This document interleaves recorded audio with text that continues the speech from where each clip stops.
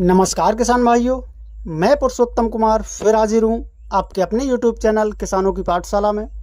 किसान भाइयों, जब हमारी धान की फसल लगभग 50 से 55 दिन या 60 दिन के आसपास हो जाती है, तो इस समय जो हमारी धान की फसल है उसके लिए सबसे जो जरूरी खाद है वो क्या है, या जो हमारी धान की फसल है उसके लिए जो सबसे जरूरी तत्व हैं वो क्या है, या स्प्रे में हमें किन चीज़ों का इस्तेमाल करना चाहिए जिससे कि हमारी जो धान की फसल है वो बहुत ही अच्छी तरीके से बढ़वार करके चले,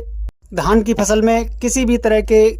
कीट या रोग का अटैक ना हो, जिससे कि हमें हमारी जो धान की फसल है उससे बहुत ही अच्छा उत्पादन देखने को मिले। क्योंकि इस समय किसान भाइयों, अगर हमसे हमारी जो धान की फसल है उसमें जरा सी भी भूल हो जाती है तो जो हमारी धान की फसल है उसमें हमें बहुत ही नुकसान देखने को मिलता है। तो किसान भाइयों, आज के इस वीडियो में मैं आपको ऐसी पूरी जानकारी देने वाला हूं, तो आप वीडियो को बिना स्किप किए हुए लास्ट तक जरूर देखें, जिससे कि जो आपकी धान की फसल है उसे आप भी बहुत ही अच्छी तरह से ग्रोथ करके चला सकें और अपनी जो धान की फसल है उससे बहुत ही अच्छा उत्पादन निकाल सकें। तो किसान भाइयों, सबसे पहला आपको जो काम करना है वो क्या करना है, तो जो आपकी धान की फसल है उसमें आपको नमी बनाकर रखनी है, यानी आपकी धान की फसल में नमी का अभाव ना हो, लगातार उसमें नमी बनी रहनी चाहिए।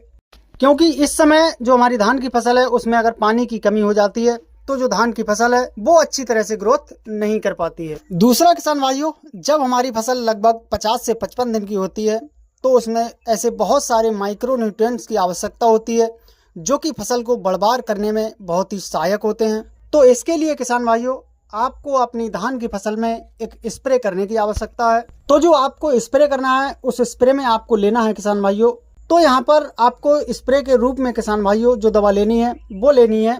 सागर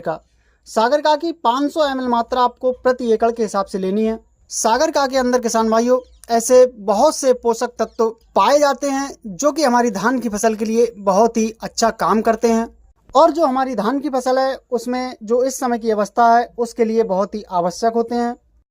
दूसरा किसान भाइयों, इसके साथ आपको लेना है NPK 05234। NPK 05234 की मात्रा की बात करें तो आपको इसकी लगभग 700 से 800 ग्राम मात्रा प्रति एकड़ के हिसाब से लेनी है। इन दोनों को किसान भाइयों आपको अच्छी तरह से मिलाकर जो आपकी धान की फसल है उसमें आपको स्प्रे करना है। किसान भाइयों, अगर आप सागर का और NPK 05234 का अगर आप अपनी धान की फसल में स्प्रे करते हैं तो जो आपकी धान की फसल है वो बहुत ही अच्छी तरह से ग्रोथ करके चलती है, उसमें पीलापन की समस्या नहीं आती है, जिससे कि आपको अपनी धान की फसल से एक बेहतर उत्पादन देखने को मिलता है। किसान भाइयों, जानकारी पसंद आई हो तो वीडियो को लाइक एवं शेयर जरूर करें।